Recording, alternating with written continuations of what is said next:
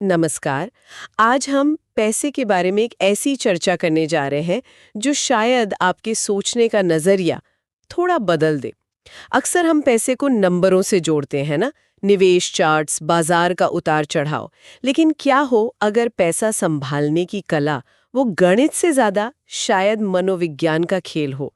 हमारे पास Morgan Housel की काफी मशहूर किताब है द साइकोलॉजी ऑफ मनी। उसका एक सारांश है और ये किताब इसी गहरी बात को सामने लाती है।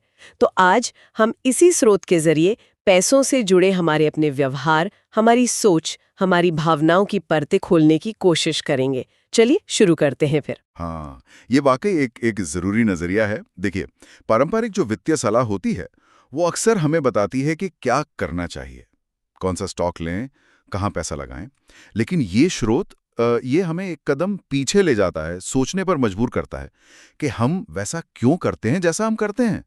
ये समझना कि हमारे जो पैसे से जुड़े फैसले हैं वो असल में हमारी भावनाओं से, हमारी सोच के तरीकों से कितने प्रभावित होते हैं, ये शायद जानकारी से भी ज्यादा जरूरी है। हाँ, और पहली बात जो ये स्रोत कहता है वो थोड़ी चौंकाने वाली है कि आर्थिक रूप से सफल होने के लिए आपको बहुत ज्ञानी होने की जरूरत नहीं है।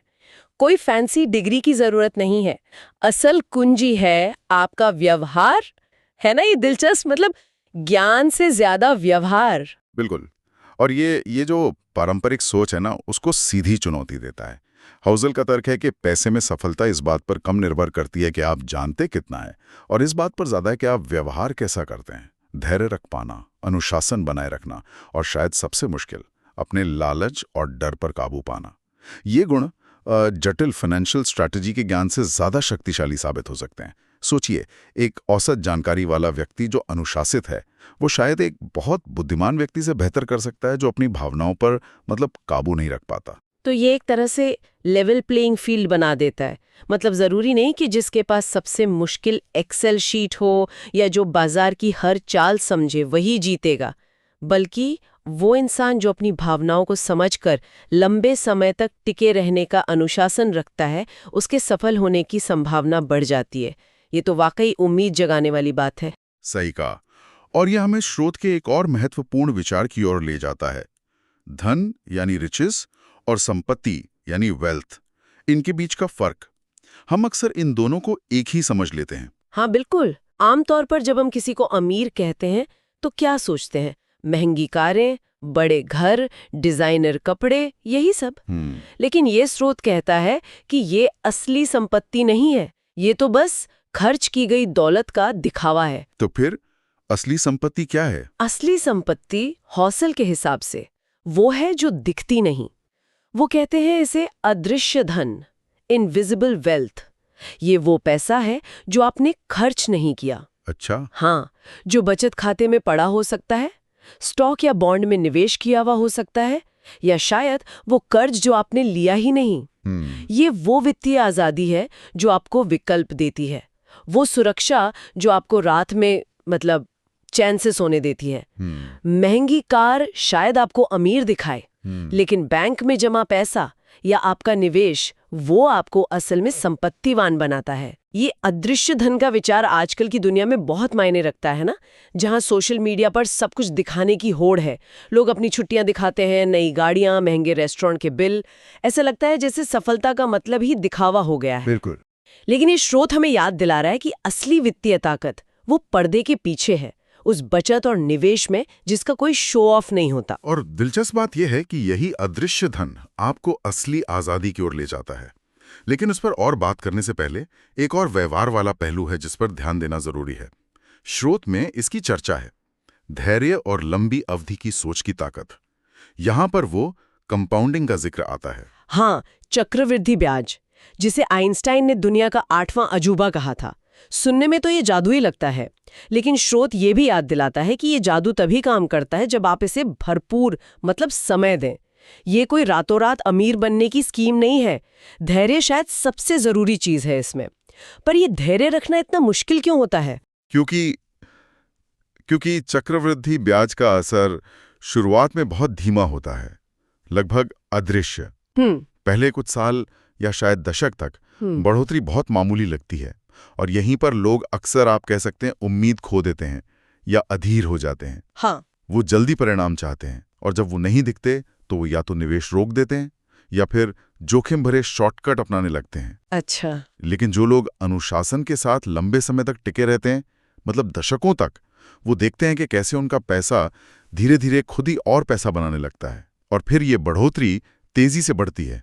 ये वित्तीय सफलता की नींव है और ये पूरी तरह से व्यवहार पर निर्भर है। इंतजार करने की क्षमता, टिके रहने की क्षमता। और जब हम धैर्य और लंबे समय की बात करते हैं तो दो बड़ी मानवीय भावनाएं हैं जो रास्ते में आती हैं, लालच और डर। स्रोत बताता है कि ये दोनों हमें कितने विनाशकारी वित्तीय निर्णय लेने पर मजबूर कर सकती हैं। जरा इस बारे में और बताइए। निश्चित रूप से ये दोनों भावनाएं, आप कह सकते हैं, एक ही सिक्के के दो पहलू हैं। जब बाजार तेजी से ऊपर जा रहा होता है तो क्या होता है? लालच हावी हो जाता है। हमें लगता है कि अरे हम पीछे छूट रहे हैं, सब पैसा बना रहे हैं। आपने सुना होगा FOMO, fear of missing out. हाँ, मौका चूक जाने का डर। बिल्कुल। और इस डर के कारण लोग अक्सर बिना सोचे समझे ऊंचे दामों पर ऐसे समय में निवेश कर देते हैं जब जोखिम बहुत ज्यादा होता है। वो दूसरों को पैसा बनाते देख खुद को रोक नहीं पाते। और फिर जब बाजार गिरता है तब डर हावी हो जाता है। लोग अपनी मेहनत की कमाई को उसे घटते हुए देखकर घबरा जाते हैं एकदम से। और इस डर में वे अक्सर अपने निवेश को नुकसान में बेच देते हैं, भले ही उन्हें पैसों की उस वक्त जरूरत ना भी हो। हाँ, वो सोचते हैं कि वे और नुकसान से बच जाएंगे, लेकिन असल में क्या होता है, वे लंबी अवधि में होने वाले मुनाफे से हाथ धो बैठते हैं। ये जल्दी अमीर बनने की चाहत और सब कुछ खो देने का डर, ये एक बड़ा खतरनाक चक्र है। इसमें फंसकर कई लोग अपनी संपत्ति गंवा देते हैं। तो इस इमोशनल रोलर कोस्टर से बचने का तरीका क्या है फिर? स्रोत क्या कहता है? स्रोत हमें याद दिलाता है कि समझदारी इसी में है कि अपनी व्यक्तिगत वित्तीय स्थिति को देखें, अपने लक्ष्य समझें और अपनी जोखिम सहने की क्षमता, उसके आधार पर एक योजना बनाएं और फिर उस पर टिके रहें। हाँ, बाजार के रोजाना के शोर या अपनी जो क्षणिक भावनाएं हैं, उनको अपने निर्णयों पर हावी ना होने दें, खासकर जब भावनाएं उफान पर हों। चाहे वो लालच हो या डर, अपनी पहले से तय की गई रणनीति पर टिके रहना, यही सबसे बड़ी चुनौती है और शायद सबसे बड़ा इनाम भी। इसका मतलब है कि आपको बाजार को टाइम करने की कोशिश नहीं करनी चाहिए। अच्छा। बल्कि बाजार में टाइम बिताना चाहिए, लंबे समय तक। यह सब कुछ हमें उस विचार पर वापस लाता है जिसका आपने पहले जिक्र किया था कि पैसे का असली मकसद क्या है। स्रोत कहता है कि ये महंगी चीजें खरीदना नहीं है, तो फिर क्या है? स्रोत का एक बहुत बहुत शक्तिशाली संदेश है। पैसे का सबसे बड़ा मूल्य है स्वतंत्रता खरीदना, आजादी। हाँ, अपने समय पर नियंत्रण पाना, ये तय करने की आजादी कि आप सुबह उठकर क्या करना चाहते हैं, किसके साथ काम करना चाहते हैं, कहाँ रहना चाहते हैं और अपना कीमती समय वो कैसे बिताना चाहते हैं। ये छोटी छोटी चीजें हो सकती हैं, जैसे बीमारी में बिना सैलरी कटने की चिंता किए छुट्टी ले पाना, या बड़ी चीजें जैसे अपनी मर्जी की नौकरी चुनना, भले ही उसमें पैसा थोड़ा कम क्यों ना हो, या फिर जल्दी रिटायर हो पाना। आर्थिक स्वतंत्रता, फाइनेंशियल इंडिपेंडेंस, यही असली अमीरी है जैसा कि स्रोत कहता है। ये शब्द सुनने में तो बहुत बड़ा लगता है। क्या ये सिर्फ करोड़पतियों के लिए है? नहीं, बिल्कुल नहीं। आर्थिक स्वतंत्रता कोई एक मंजिल नहीं, एक स्पेक्ट्रम है। ये उस स्थिति तक पहुंचना है जहां आपको जीने के लिए रोज काम करके पैसा कमाने की मजबूरी ना हो। आपकी संपत्ति, आपका वो अदृश्य धन, वो आपके लिए इतना कमा रहा हो कि आपके खर्चे पूरे हो सकें। अच्छा। और ये स्वतंत्रता सिर्फ बहुत अमीर लोगों के लिए नहीं है। हर बार जब आप बचत करते हैं, हाँ। हर बार जब आप समझदारी से निवेश करते हैं, आप इस स्वतंत्रता की ओर एक छोटा कदम बढ़ा रहे होते हैं। ये उस अदृश्य धन को बनाने के बारे में है जो आपको जीवन में विकल्प देता है, नियंत्रण देता है। यह शायद पैसे का सबसे बड़ा और सबसे सार्थक उपयोग है। यह वाकई एक अलग नजरिया है पैसे को देखने का। अच्छा, स्रोत में एक और दिलचस्प पहलू उठाया गया है, किस्मत और जोखिम की भूमिका। हम अक्सर सफलता को सिर्फ मेहनत और समझदारी का नतीजा मान लेते हैं ना, और असफलता को गलतियों या आलस का। लेकिन क्या ये इतना सीधा है? क्या वाकई? हाउजल का तर्क है कि नहीं, वास्तविकता कहीं ज्यादा जटिल है। सफलता में अक्सर किस्मत का एक बड़ा हाथ होता है। सही समय पर सही जगह होना, किसी ऐसे व्यक्ति से मिलना जो आपकी मदद कर दे, या कोई ऐसा मौका सामने आ जाना जिसकी उम्मीद न थी। बिल गेट्स जैसे लोग भी मानते हैं कि वे बहुत भाग्यशाली थे कि वे सही समय पर सही माहौल में पैदा हुए। इसी तरह असफलता वो हमेशा हमारी नाकामी या गलती का परिणाम नहीं होती। कभी कभी बाहरी परिस्थितियां, जैसे आर्थिक मंदी आ गई, कोई अप्रत्याशित घटना हो गई, या बस बुरी किस्मत, ये हमारी योजनाओं को पटरी से उतार सकती हैं। लेकिन ये समझना जरूरी क्यों है? क्या इससे लोग मेहनत करना कम नहीं कर देंगे, ये सोचकर के भाई सब किस्मत का खेल है? नहीं नहीं, इसका मतलब ये बिल्कुल नहीं है कि मेहनत और समझदारी मायने नहीं रखती। वो तो बहुत जरूरी हैं, बुनियाद हैं। लेकिन किस्मत और जोखिम की भूमिका को स्वीकार करने से दो महत्वपूर्ण चीजें होती हैं। पहली, ये हमें विनम्र बनाता है। जब हम सफल होते हैं तो हमें याद रहता है कि भाई इसमें भाग्य का भी कुछ योगदान था, तो हम अहंकारी होने से बचते हैं। सही बात है। दूसरी बात, ये हमें असफलताओं के प्रति ज्यादा सहनशील बनाता है और दूसरों के प्रति ज्यादा, आप कहें तो, सहानुभूतिपूर्ण। अगर कोई संघर्ष कर रहा है तो हम सीधे ये नहीं मान लेते कि उसने जरूर कोई गलती की होगी। हम समझते हैं कि शायद परिस्थितियां उसके खिलाफ थीं। तो ये एक तरह से लचीलापन भी बढ़ाता है। मतलब अगर हम मानते हैं कि सब कुछ पूरी तरह हमारे कंट्रोल में नहीं है, तो शायद हम असफलताओं से बेहतर तरीके से उभर सकते हैं, उनसे सीखकर आगे बढ़ सकते हैं। बिल्कुल। हम प्रक्रिया पर ध्यान केंद्रित कर सकते हैं, न कि सिर्फ परिणाम पर, क्योंकि परिणाम में हाँ, भाग्य का भी हाथ हो सकता है। बिल्कुल सही। और ये हमें जोखिम का प्रबंधन करने में भी मदद करता है। अगर हम मानते हैं कि बुरी किस्मत आ सकती है, तो हम उसके लिए तैयारी करेंगे, जैसे इमरजेंसी फंड बनाना, हाँ, या अपने निवेश में विविधता लाना, डाइवर्सिफाई करना। हम अपनी सारी उम्मीदें किसी एक ही चीज पर नहीं लगाएंगे। ये सब बहुत बहुत व्यवहारिक ज्ञान है, और ये हमें शायद स्रोत के अंतिम लेकिन बहुत महत्वपूर्ण बिंदु पर लाता है। संतोष ही स्थिरता है। किताब इस बात पर जोर देती है कि लगातार दूसरों से अपनी तुलना करना ये खुश न रह पाने की गारंटी है। हाँ, और ये आज के सोशल मीडिया युग में एक बहुत बड़ी चुनौती है, बहुत बड़ी।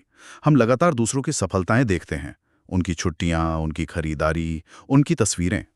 इससे एक अंधीन तुलना का चक्कर शुरू हो जाता है। हमेशा हमेशा कोई ना कोई ऐसा मिलेगा जिसके पास आपसे ज्यादा पैसा होगा, या बड़ा घर, या ज्यादा शानदार नौकरी। अगर आप इस दौड़ में शामिल हो जाते हैं तो आप कभी संतुष्ट महसूस नहीं करेंगे, चाहे आप कितना भी कमा लें। लेकिन क्या संतोष का मतलब महत्वाकांक्षा छोड़ देना है? नहीं नहीं, स्रोत ये नहीं कह रहा कि आप महत्वाकांक्षी ना हो या सुधार की कोशिश ना करें, बिल्कुल नहीं। बल्कि ये कह रहा है कि अपनी खुशी को लगातार बढ़ते रहने वाले लक्ष्यों से ना बांधें। ये समझना जरूरी है कि आपके लिए पर्याप्त कितना है, इनफ। पर्याप्त। हाँ, ये पर्याप्त की सीमा हर किसी के लिए अलग होती है, लेकिन इस सीमा को पहचानना और उसे स्वीकार करना जरूरी है। वरना आप हमेशा और ज्यादा की चाहत में भागते रहेंगे, कभी उस चीज का आनंद नहीं ले पाएंगे जो आपके पास है। इसे कहते हैं गोल पोस्ट को लगातार आगे खिसकाना। पर्याप्त की भावना, ये सुनने में सरल लगता है, पर शायद इसे पाना सबसे मुश्किल है। इसका मतलब है कि बाहरी मानकों के बजाय, जैसे पड़ोसी की कार कैसी है, उसके बजाय अपने आंतरिक मानकों पर ध्यान देना। आपकी जरूरतें, आपकी खुशी, और ये आपको खतरनाक वित्तीय जोखिम लेने से भी बचाता है ना? सिर्फ इसलिए कि आप किसी और की बराबरी करना चाहते हैं। सही कहा। संतोष आपको उस अंतहीन दौड़ से बाहर निकलने देता है, आपको मानसिक शांति पाने की अनुमति देता है। ये आपको अपनी गति से चलने और अपनी उपलब्धियों का आनंद लेने देता है। और वित्तीय स्थिरता के लिए बहुत जरूरी है, क्योंकि आपको अनावश्यक कर्ज और जोखिम भरे निवेशों से बचाता है, जो अक्सर दूसरों की नकल करने या जल्दी अमीर बनने की चाहत से पैदा होते हैं। तो इस पूरी चर्चा को अगर समेटें तो क्या मुख्य बातें निकल कर आती हैं? ये स्रोत हमें एक बहुत शक्तिशाली संदेश देता है कि पैसा सिर्फ गणित या अर्थशास्त्र का विषय नहीं है। ये गहरे तौर पर मानवीय व्यवहार से जुड़ा है, हमारी भावनाओं से, हमारी सोच के तरीके से। असली संपत्ति शायद बैंक बैलेंस के आंकड़ों में उतनी नहीं है जितनी हमारे व्यवहार में है, हमारे धैर्य में, हमारे अनुशासन में, लालच और डर पर हमारे नियंत्रण में, और सबसे जरूरी, पर्याप्त को पहचानने की हमारी क्षमता में। बिल्कुल। ये चर्चा हमें याद दिलाती है कि वित्तीय कल्याण वो सिर्फ ज्यादा से ज्यादा धन जमा करना नहीं है, ये एक संतुलित और समझदार दृष्टिकोण अपनाने के बारे में है। इसमें व्यवहार पर नियंत्रण, संतोष का महत्व और पैसे को अपने जीवन के लक्ष्यों को पूरा करने का एक साधन समझना शामिल है, उसे ही अंतिम लक्ष्य मान लेना नहीं। जैसा कि स्रोत बहुत खूबसूरती से कहता है, असली अमीरी अपने समय पर नियंत्रण रखना है। ये धन की एक बहुत ही मानवीय और शक्तिशाली परिभाषा है। ये सिर्फ इस बारे में नहीं है कि आपके पास कितना पैसा है, बल्कि ये इस बारे में है कि पैसा आपके लिए क्या कर सकता है, और सबसे महत्वपूर्ण बात, ये आपको अपनी शर्तों पर अपना जीवन जीने की क्षमता कैसे दे सकता है। और जाते जाते एक विचार छोड़ जाता हूं सबके सोचने के लिए। अगर पैसे का सबसे बड़ा मकसद अपने समय और जीवन पर नियंत्रण पाना है, तो हम आज जो छोटे छोटे वित्तीय फैसले ले रहे हैं, वो कॉफी खरीदना, वो नई चीज लेना, या वो छोटी सी बचत करना, वे इस बड़ी तस्वीर में, इस अंतिम आजादी के लक्ष्य में कैसे फिट होते हैं? क्या हमारे रोजमर्रा के खर्च और बचत के निर्णय हमें उस नियंत्रण के करीब ला रहे हैं या उससे दूर ले जा रहे हैं?